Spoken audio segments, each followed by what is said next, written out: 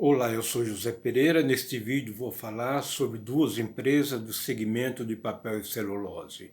São os primeiros resultados apresentados por empresas relativas ao exercício de 2021, ao segundo ano em que o mundo viveu o processo da pandemia. Estes dois exemplos são muito bons para mostrar que o impacto de uma crise, o impacto da situação externa à empresa, ele pode ser diferente conforme o segmento de atividade da empresa, conforme o momento e conforme as próprias características da empresa. Então vamos aos nossos slides.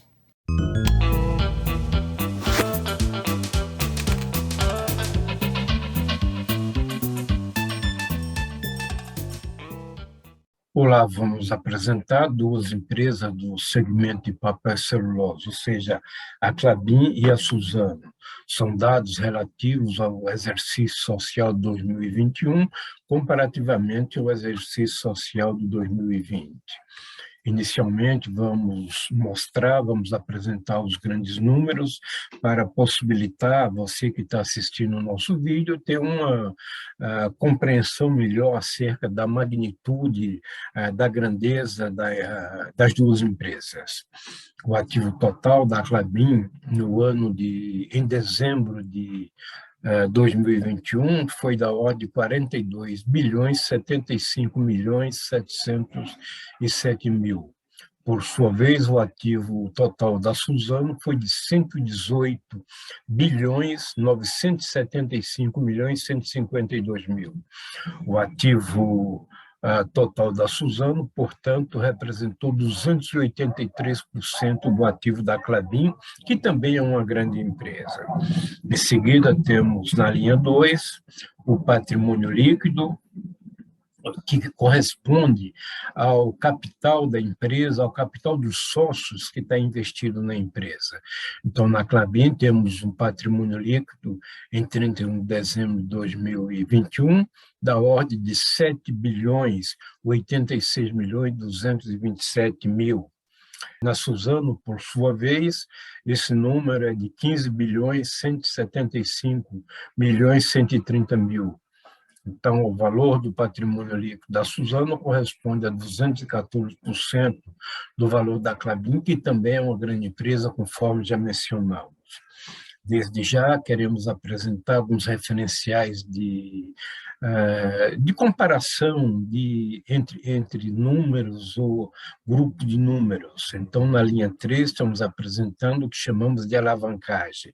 A alavancagem, para fins de nossa apresentação, será a divisão da linha 1, ou seja, do ativo total, pela linha 2, que é o patrimônio líquido. Então, note que na Klabin esse número dá 5,94, ou seja, para cada R$ 100 de patrimônio líquido da empresa, da Klabin, ela administrou ativos da ordem de 594. Então, é um dado relevante para mostrar a utilização de recurso terceiro como uma forma também de gerar riqueza. No caso da Suzano, este número foi de 7,84, ou seja, para cada R$ 100 de capital próprio de patrimônio líquido, a empresa estava gerindo ativo de R$ 784. Então, são informações que nos permitem certa sensibilização acerca da grandeza e da performance da empresa.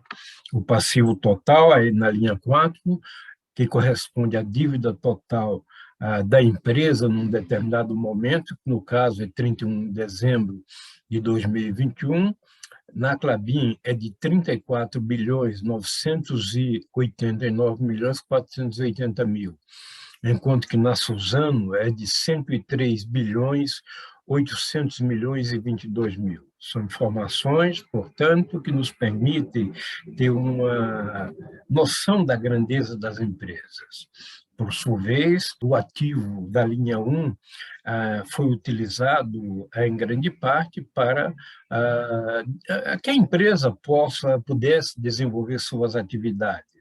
Então, as vendas da empresa, da Klabin, durante o ano de 2021, foram da ordem de 17 bilhões 770 milhões 179 mil. No caso da Suzano, as vendas atingiram 40 bilhões 965 milhões 431 mil. Então, note que são informações importantes. Do total dessas vendas, a empresa conseguiu alcançar lucro. A linha 6, no caso, a Klabin conseguiu alcançar um lucro de 3 bilhões 404 milhões 874 mil. A Suzano, por outro lado, alcançou um lucro de 8 bilhões 635 milhões 532 mil. São números que já nos permitem ter uma primeira percepção da magnitude e da grandeza das duas empresas. Vamos verificar alguns itens relativos ao desempenho dessas empresas. As vendas na linha 1 já foram apresentadas. Importante destacar que as vendas em 2021, comparativamente a 2020, ao ano anterior, tiveram na Klabin um crescimento de 41%, conforme está demonstrado na linha 2. Esse crescimento para a Suzano foi da ordem de 34,5%, ou seja, a variação nominal das vendas de um ano para o outro. O custo dos produtos vendidos, em termos da Klabin, representou 57,7% das vendas, enquanto que na Suzano foi de 50,3% das vendas. Por decorrência, a margem bruta obtida na Klabin foi de 42,3%, enquanto que na Suzano foi de 49,7%. A margem Lagiro EBIT, que corresponde à margem operacional antes de computar o efeito da tributação sobre esse lucro, no caso da Klabin foi de 31%, no caso da Suzano foi de 44,4%. Então, são números aí bastante atrativos, bastante interessantes em termos do resultado alcançado pelas empresas. O lucro líquido também já foi apresentado, já foi comentado no slide anterior. Importante é que consideremos que possamos fazer a comparação do valor do lucro com algum referencial na empresa. Esse referencial com que você vai utilizar o lucro para fim de comparação deve ser o recurso que os sócios colocaram na empresa. Então, nós temos o patrimônio líquido final, que também já foi apresentado, mas que é importante destacar que o patrimônio líquido final, ele contém o lucro do próprio exercício, portanto, ele não é um indicador adequado para se fazer a comparação. O importante é tomarmos como base o patrimônio líquido médio. Note que na linha 8, o patrimônio líquido médio da Klabin foi de 4 bilhões 33 milhões 57 mil, enquanto que na Suzano foi de 6 bilhões 938 milhões 488 mil. Este patrimônio líquido gerou o lucro que está na linha 9, que já foi comentado, ou seja, na Klabin, 3 bilhões 404 milhões 874 mil, e na Suzano, 8 bilhões 635 milhões 532 mil. Em termos de valor relativo, né, de percentual de ganho durante o período, né, sobre o patrimônio líquido, a linha 10 está mostrando o retorno sobre o patrimônio líquido médio, ou seja, a Klabin teve um lucro sobre o patrimônio líquido médio de 84,4%. Isso quer dizer, para cada R$100 em média que os sócios mantiveram de capital da empresa, eles ganharam 84,40.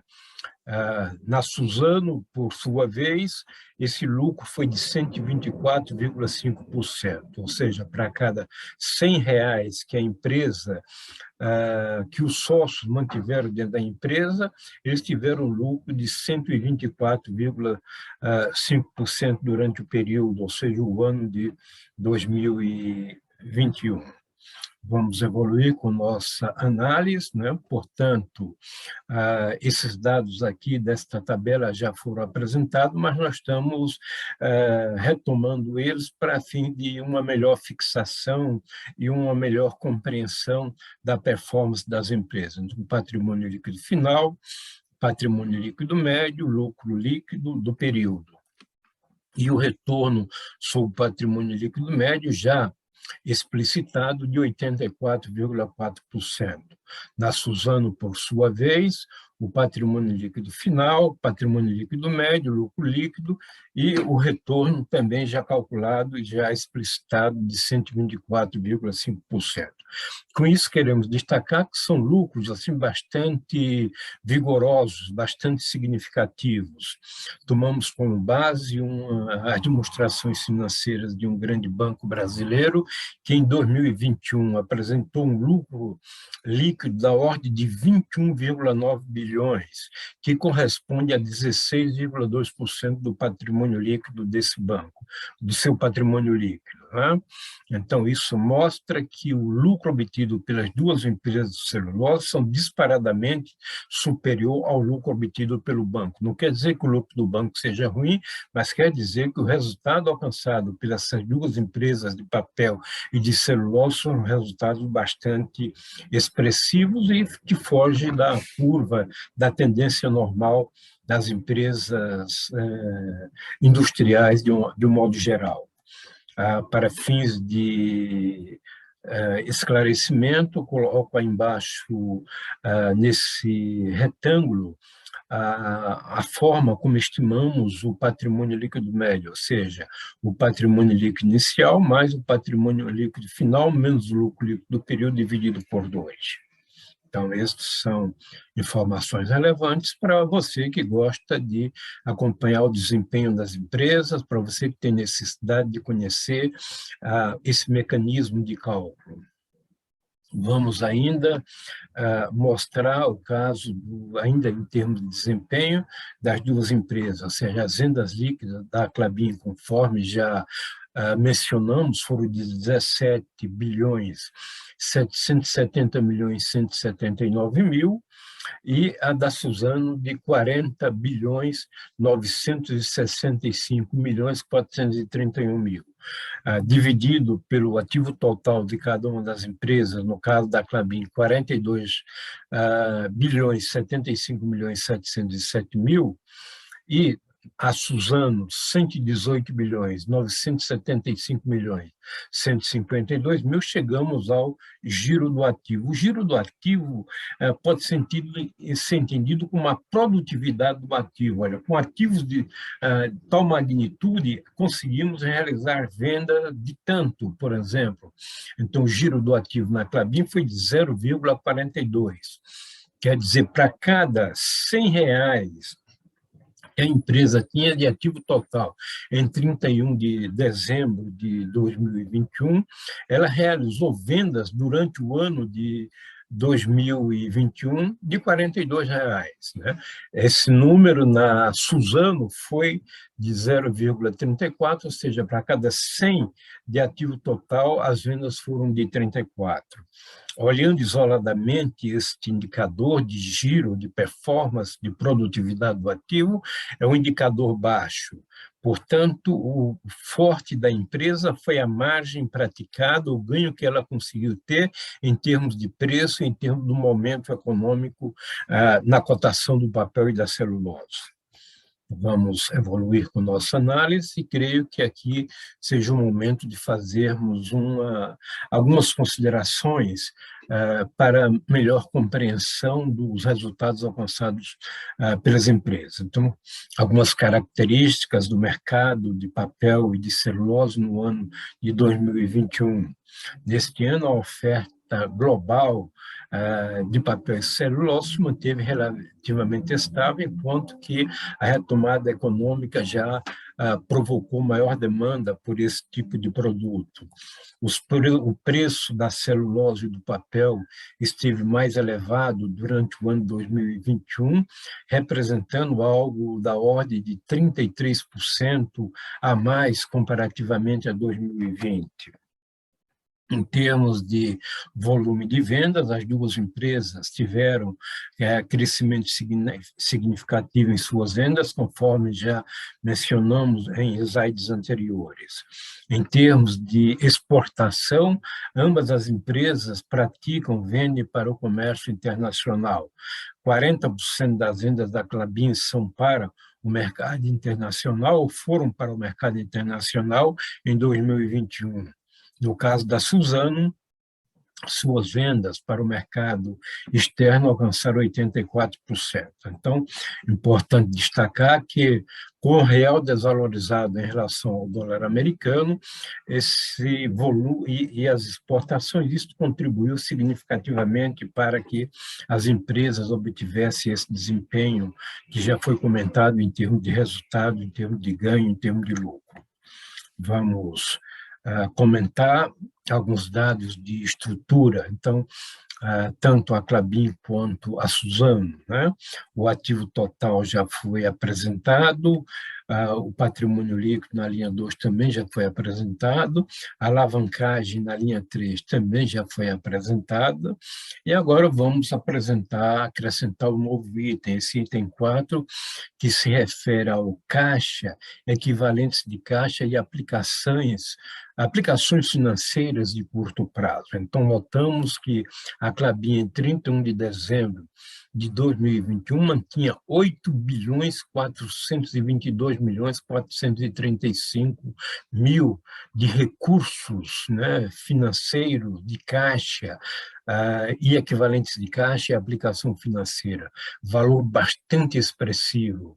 Na Suzano, esse número chegou a 21 bilhões, 99 milhões, 51 mil. Por sua vez, essas empresas, mesmo tendo todo esse caixa, elas demandaram recurso de empréstimos junto a instituições financeiras e a debêntures, por exemplo. Então, a linha 5 mostra que a Klabin tinha de dívida dessa natureza a 30 bilhões, 425 milhões, 120 mil, enquanto que a Suzano, esse tipo de dívida totalizou 85 bilhões, 521 milhões, 823 mil em 31 de dezembro de 21. Nós chamamos de situação financeira líquida, o item 4, que é o caixa, equivalência de caixa e aplicação financeira, menos o que a empresa tem de dívida de natureza financeira, a linha 5. Então, na linha 6, mostra que a Klabin tinha uma dívida líquida de natureza financeira da ordem de 22 bilhões, 2 milhões, 685 mil. Por sua vez, a Suzano, essa dívida representava 64 bilhões, 422 milhões, 772 mil. Então, se compararmos a dívida financeira líquida da linha 6 com o patrimônio líquido de cada uma das empresas na linha 2, observamos que a Klabin ela tinha uma dívida líquida de natureza financeira que era 3,1 vezes o seu próprio patrimônio líquido. Então, seria uma dívida bastante elevada, bastante significativa, comparando o volume de recursos próprios. A Suzano, por sua vez, ou seja, na Suzano, esse número chegou a 4,25. Portanto, são números aí bastante expressivos, né? Cabendo destacar que, mesmo com essa elevada utilização de recursos financeiros, a empresa conseguiu obter resultados, lucros bastante favoráveis, conforme já mencionado, conforme já explicado. Então, as características relevantes que temos a destacar em relação às empresas. As duas empresas com elevados lucros operacionais, com margens bastante interessantes, né? Endividamento financeiro alto, porém o custo do capital foi inferior ao retorno dos seus ativos.